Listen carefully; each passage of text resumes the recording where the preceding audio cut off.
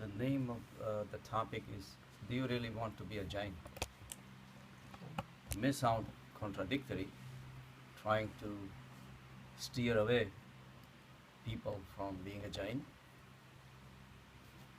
The question is more deeper than Jainism that you know traditionally, whether somebody is a Jain or somebody is not a Jain. We're always going to talk at a deeper level than the superficial levels. So these questions may offend someone, but if it does offend, maybe it's a good start. So the question is, do you really want to be a Jain? Jainism has been around for thousands of years and has given us beautiful philosophies, ahimsa, asteya, aparigraha. A lot of beautiful things came out of Jainism, and yet the question still remains, do you really want to be a Jain? Jains are the followers of the doctrines which were preached by Mahavir and other Tirthankars, Mahavir being the last, about 2500 years back. And the followers that followed him has been following for 2500 years, and more than likely they're going to keep following for another thousands of years or million of years. The question is, have they known Mahavir? And the question comes for you, that by being a Jain, can you know Mahavir? There are two groups of people. You can be one or the other. Either you can be a follower of Mahavir, or you can be a criticizer of Mahavir. If you belong to some other religions, it will be easy for you to just criticize Mahavir. And if you are a follower of Jainism, you could be a follower of Jainism and love Mahavir.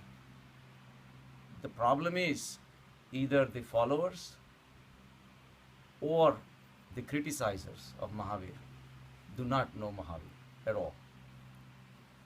When you follow somebody, you following the way Mahavir had talked, the way Mahavir had behaved, the way Mahavir had pitched, the way Mahavir, how he stood, how he walked, how he dressed, what he did in his life. All these are the situations that they are picking up from the Mahavir's life.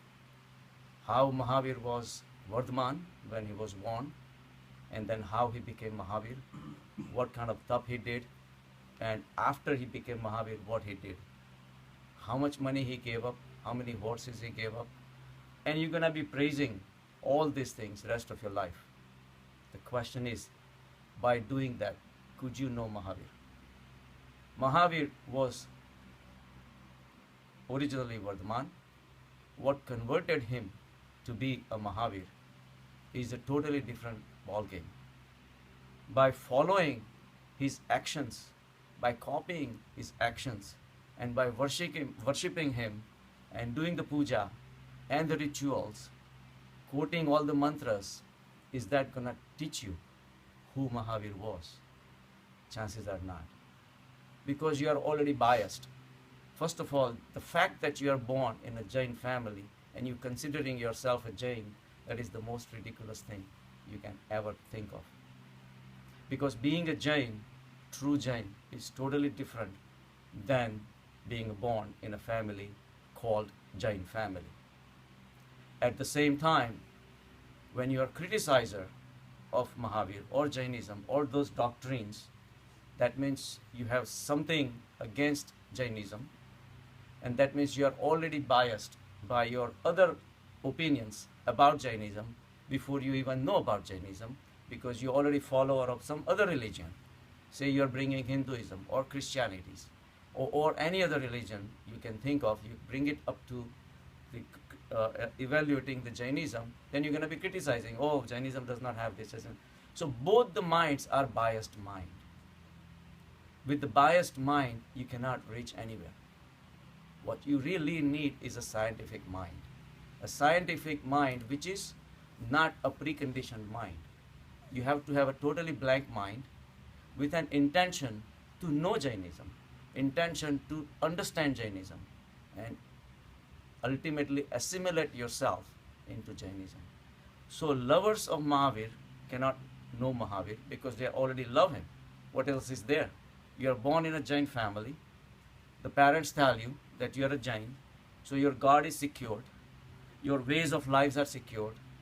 Going to the rasa, doing all these Navkar mantras and other mantras and all these things, this is all you have to do.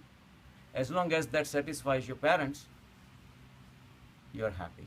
It satisfies your parents, parents are happy. And parents are happy because their friends are happy. And the whole rotation keeps going on and on and on. Ultimately, we're doing something to please each other. But have we really made any progress? Any at all, even an inch of progress in the direction what Mahavir had achieved? No. The rituals are just another measure to forget yourself, which is your own soul. When you're doing any kind of actions and you satisfied in the action itself, you're not rising above your horizontal status. So the key thing, so how do we know Mahavir? Either a follower is not going to know Mahavir, a criticizer is not going to know Mahavir. The only way you can know Mahavir if you look at him as a friend. People who were Jains, who are the followers, they have raised him at a very high pedestal. They know how to worship them. Which finger should be taken first? Where should we touch first? Where should we touch last? What kind of stomach, whether you have empty stomach or not? What kind of clothes you should be wearing? All these things they know. Because they have assembled here to worship somebody that has been enlightened in the past 2500 years back, and now we're supposed to worship him. So they already have raised him to a high pedestal at a godhood level, and that's all they know. But that also means they're always gonna feel inferior to Mahavir. But looking at Mahavir as a friend, you can know better. If you want to deal with your friend, do you want anything from a friend? No. At the friend level, you just want to be with him, period. A true friendship is where there is no exchange. There is assimilation. The enjoyment of each other's company, that's all is needed. I don't want anything from you.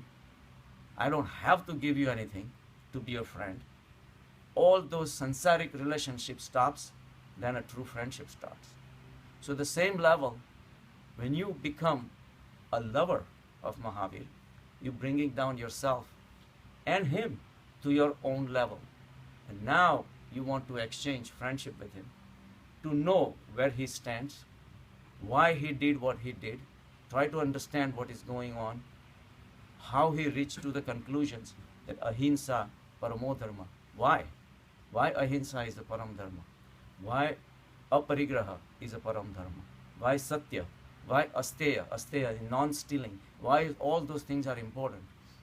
So when you consider somebody as important as to be your friend, you will want to understand everything about him. And then the true friendship starts. So my approach to Jainism is to know Mahavir rather than be a worshipper or a follower, and definitely not a criticizer. Because both the people are walking away without taking anything from Mahavir.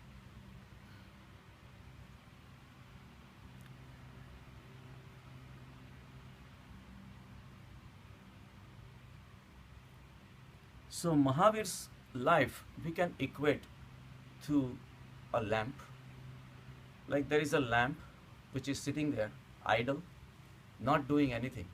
But we all know the lamp has a potential to burst out into a flame, except that the flame hasn't happened yet. Very few people in the human history has lighted up to the enlightened state. We all are lamps. Lamps are solid. They are not changing. You can keep a lamp in one place, it will sit there forever. But something is possible. A spark can happen and it can turn into a beautiful flame. And flame can give out beautiful light. So that was an event that took place in the life of Mahavir or Krishna or Ram or Muhammad to that matter. All these things happened randomly, but what went behind for that particular lamp to light up into a flame is a study that we want to do scientifically.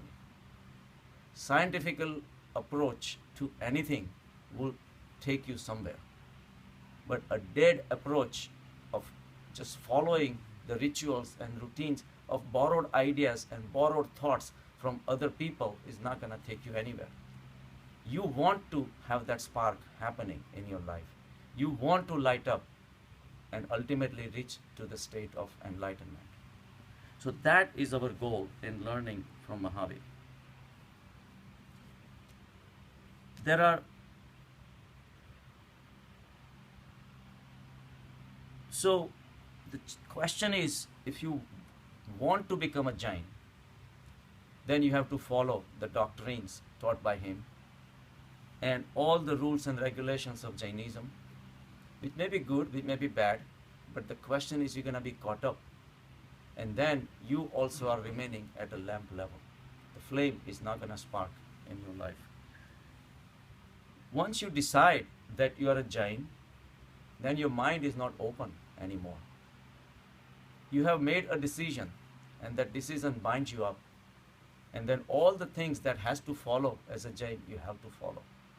But somebody who has kept an open mind and come to Jainism to learn the principles of Jainism and incorporate them in their life, and maybe hopefully through that method you can reach to the enlightened state, his progress is totally blocked, because now he is a Jain, he's labeled as a Jain, and there is no other future possible. Versus if you have an open mind, you can learn from Mahavir, you can learn from Krishna, you can learn from Ram, you can learn from whichever source you can learn, but ultimately progress to become a lamp, a lighted lamp that Mahavir was. So when you fight for Mahavir, because you consider him as your prophet, now Mahavir becomes something that you have to defend. As soon as somebody tells me something against Jainism, I draw a sword. I want to fight, because now almost it's like my possession that I have to fight for Mahavir. Mahavir was so superior to all of us, and imagine a tiny human being like us who have not received any spiritual background want to fight for Mahavir, as if Mahavir needs any protection. So when you fight for Mahavir because you are a Jain, you are totally taking a wrong approach.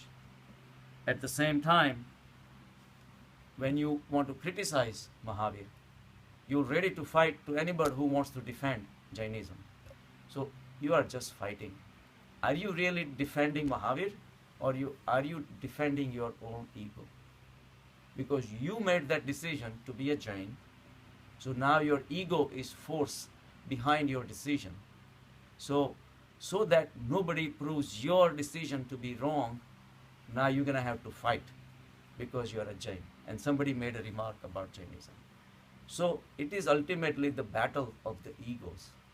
And again, we are dwelling in a horizontal state. We have not lifted up at all. So when you want to be a Jain, you're going to be involved in his actions rather than his teachings, rather than how those teachings came into existence. What should I do to become a Hinsak, rather than taking a janda of ahimsa and walking around and doing nothing but violence in the world? So to understand the true meaning of ahimsa or aparigraha, that's where we should spend our energy, and that's what we're going to do. So what happened that converted Vardhaman into Mahavir is what we want to know, and how Mahavir reached to the enlightened state. If a lamp is sitting there, like we said, something sparks, the flame comes out, and ultimately flame turns into a beautiful glow of light that comes out of it. The lamp is a symbol of material life, which we all are living. We look at the life as nothing but material, and that's all we know, and that's all that exists. Flame is a process. Flame came into existence because of the situation that was present in the lamp. The lamp, anything other than the lamp, is not going to light up if the situation is not there. The lamp became an opportunity for a flame to come into existence. And what is a flame?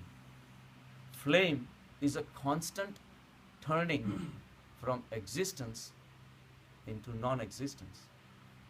It's a continuous process. Flame is not a solid object, but lamp is, but the flame is not. The flame being an interface between existence into non-existence. Flame is a continuous process. Flame is continuously happening in front of us. It is a process that we are seeing. It's not a solid object that you can just catch it and put it in your pocket. It's a continuous process of showing us a possibility that an existence can turn into non-existence. Something that was present just a few moments ago, how it becomes unpresent. So that is our goal. We are filled with material body, material thoughts, but at some point we are in existence mode. We want to connect to the non-existence mode. The element that express itself through Mahavir is what our goal should be. So to learn about that element that actually happened in him, where non-existence came into existence through his body, the material body turned into something, took us into a yea, totally unknowable state. And that state is the ultimate goal. For that, we cannot put him at the pedestal of a god. So we consider us as a human being, and maybe after thousands of years, when our karmas are depleted, and all these things, maybe we'll reach there, maybe we will not. Meanwhile, let's keep on having eat, be, and marry, and be happy state. And that's what all these karma theories and all these rituals and all these writings in the scriptures have done. They say it is not easy to reach him. He was 10 feet tall. He had teeth of 1 foot long, and all those ridiculous things have been created in the name of putting him at a higher pedestal, because that's the only way you can expect ordinary people to worship him. If somebody says that Mahavir was like you and me, he says, why do I have to worship him? So in the name of all that, ridiculous things have been created, and that has made us almost unreachable to the Mahavir state. But that does not have to be the case. If we use our scientific approach, there was one Jain Muni that approached Osho, and so he says that I'm trying to prove reincarnation from scientific point of view.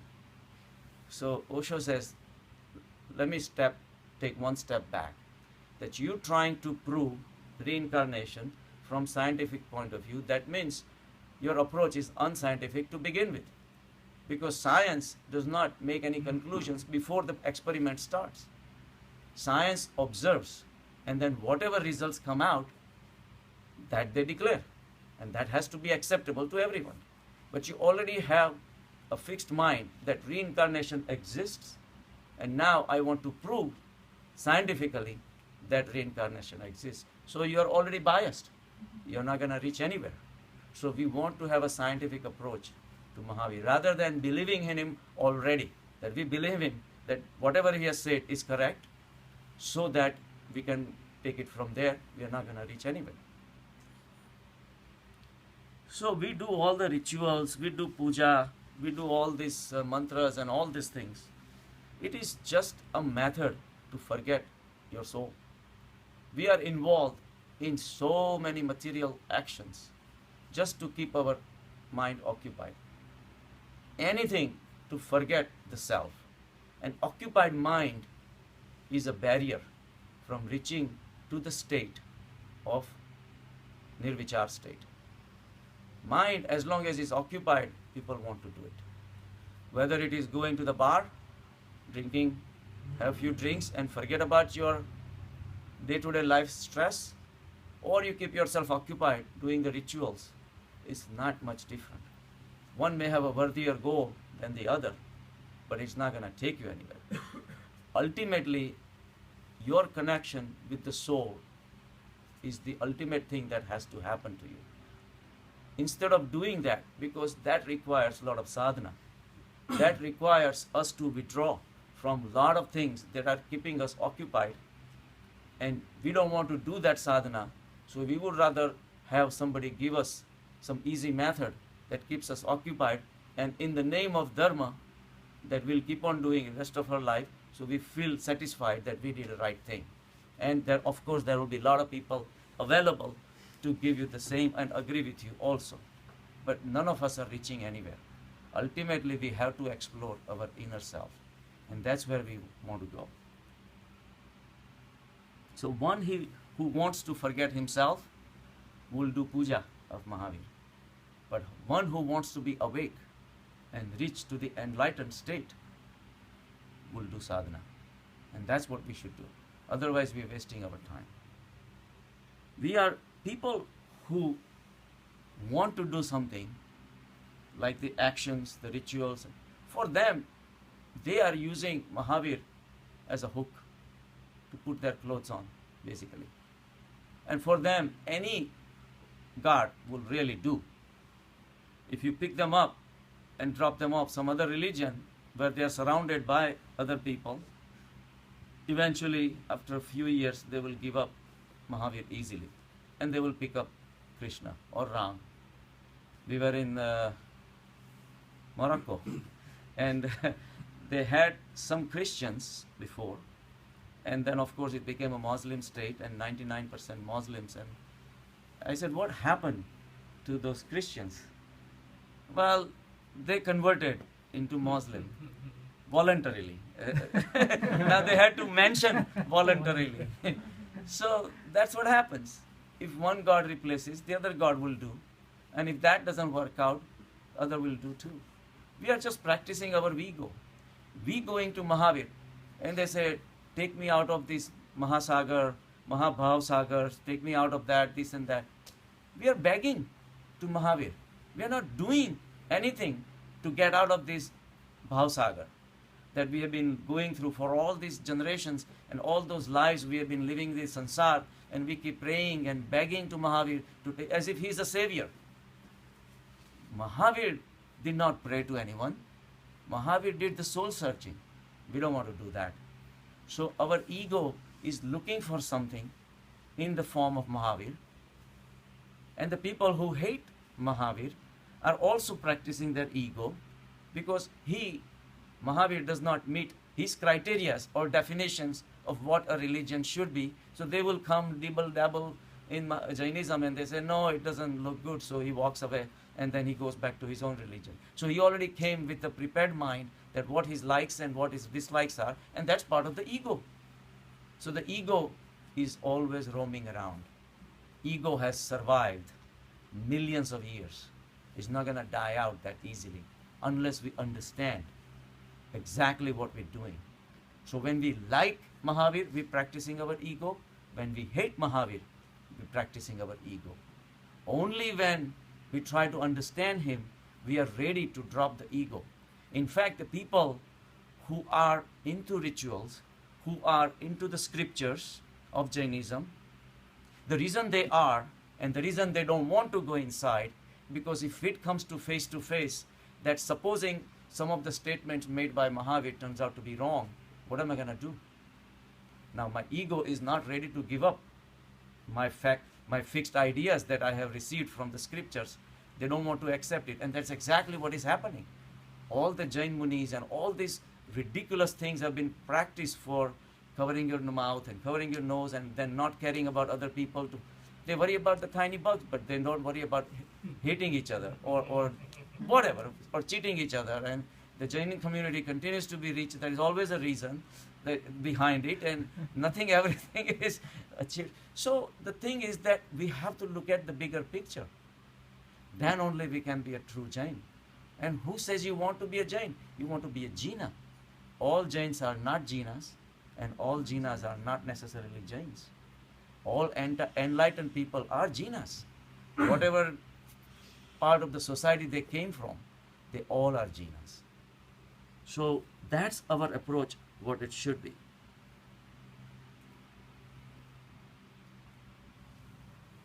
So we have to look at Mahavir as a possibility. We have to thank him that he existed as a human being, but he reached to the enlightened state.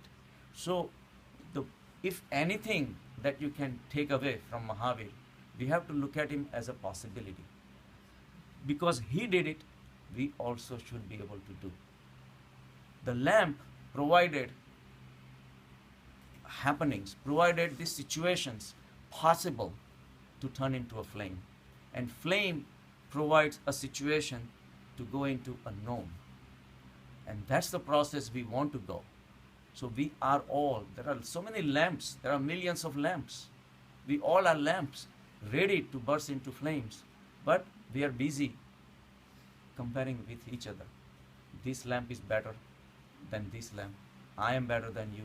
You are better than the. He's shorter, he's taller, he's black, this and that. Where we really should make a differentiation, we are not ready. The main difference is only two. There is only one difference in the world. Enlightened and non-enlightened. That's the only difference. But looking at from that angle, we are so busy comparing ourselves with each other. Oh, you achieved this, I have to do this harder, so I'm gonna work harder. This and that, and we waste time in comparing the lamps. And there are some people even go one step further, they compare the flames. Oh, my flame is bigger than your flame. Ram was a flame, Krishna was a flame, Buddha was a flame, Muhammad was a flame. But no, this flame is bigger. Christianity has 1/3 of the whole world's population as a Christian. That is the biggest religion in the world. Yes, but so what? Does the bigger flame do a better job in converting into non-existence than a smaller flame? And really, does it matter whether the flame is going to be small or bigger flame? The light that comes out is the same. So if we are not busy comparing ourselves with each other, but because we live in duality, we see the things differently. Our mind divides everybody, including peoples or neighbors and friends and other people around us, and as if it's not bad enough, we use our dirty tricks of our mind to compare our gods, where the gods actually reached to an enlightened state, and at that state, they are in a formless state. There is no difference between Ram or Krishna or Mahavir. But yet, we want to create differences, not realizing that the difference is between us and Mahavir, not within us. In fact, they are the people who transcended the differences and reached to the formless state. But instead of us reaching to the formless state, we keep on playing with the dirty tricks and dirty politics and keep on differentiating in our gods. I'm sure they all are sitting there having a cup of coffee and laughing on us because they don't see any difference within themselves. Drinking coffee. So,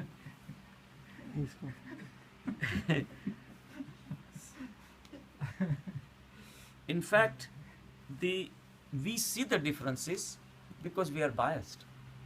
We are biased as a Jain, we are biased as a Hindu, we are biased as a Christianity. And then, because we are biased, for us, my religion is better than yours, and then this, and then that. So the biased mind is what creates the problems. So you can say that looking at Mahavir and loving Mahavir and being his follower, you need a special vision. And that has been given to you by your parents, your teachers, your dharma gurus and all that. And you walk around with a preconditioned mind. And they say, then you see everything in Mahavir. But then somebody walks in your life who has never seen Mahavir, never preconditioned by Mahavir. Then he doesn't have the eye, and then you fight.